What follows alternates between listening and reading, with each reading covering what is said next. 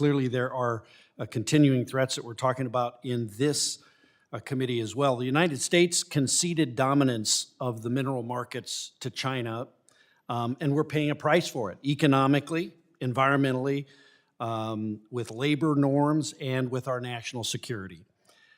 It's evident in all of the witness testimony before us that China has the ability at the flip of a switch to ban the export of key minerals or processing technologies, or dump minerals on the market to prevent us from reclaiming a domestic market. And so, to put it simply, China has no intention of relinquishing its chokehold on any part of the mineral supply chain.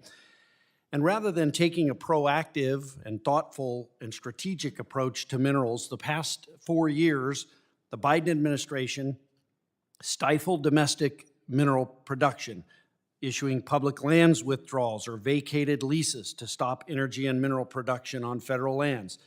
They issued a report on mining reforms that lacked any substantial ideas to improve the permitting timelines or projects.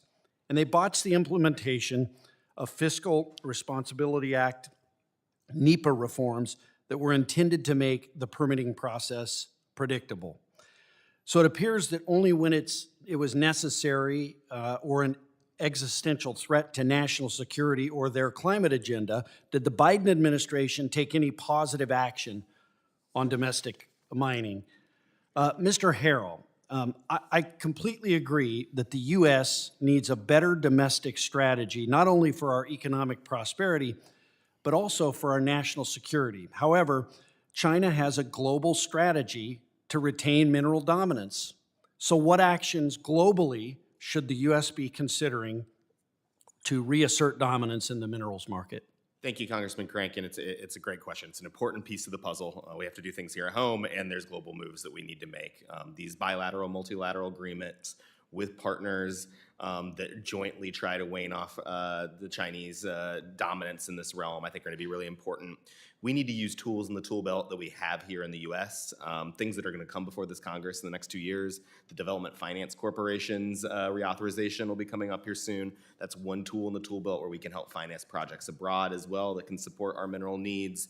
I think as Ms. Lyons referenced, the Export-Import Bank of the United States, that's up for reauthorization in 2026. Another important tool to catalyze and promote U.S. technology and infrastructure here in this country if we use it the right way. So we have to use those tools in our tool belt. We're never going to out-subsidize China, so we need to use these innovative free market financing tools that the U.S. has at its disposal to really compete. Yeah, they're waging economic war against us. And we had a hearing, subcommittee hearing in another subcommittee of this committee, and we talked about cables and how we just tie ourselves up with environmental regulations, and the Chinese just laugh. They must be laughing at us, the way that we do this to ourselves. Dr. Bazilian, you mentioned in your testimony it may not be realistic for the U.S. to catch up to China. Are there more formal frameworks between the U.S. and its allies that we should be looking at to create an alternative mineral market? Thank you, Congressman. So I'll repeat what I said, that China is producing roughly 20 times the experts in the area that we are today. They're investing tens of billions of dollars, and not just domestically, but all over the world. That's not diplomacy, that's actual investment in projects that the countries want. We also have to improve markets for these goods. Without transparent markets with decent price discovery, it is incredibly difficult for domestic companies to go to their board and make a financial decision to invest. We should focus on military needs very specifically, and the war games I just mentioned, the 10 or so war games going on, are an important input into your decision making. And finally, going back, working with allies across this is incredibly important, but diplomacy is slow.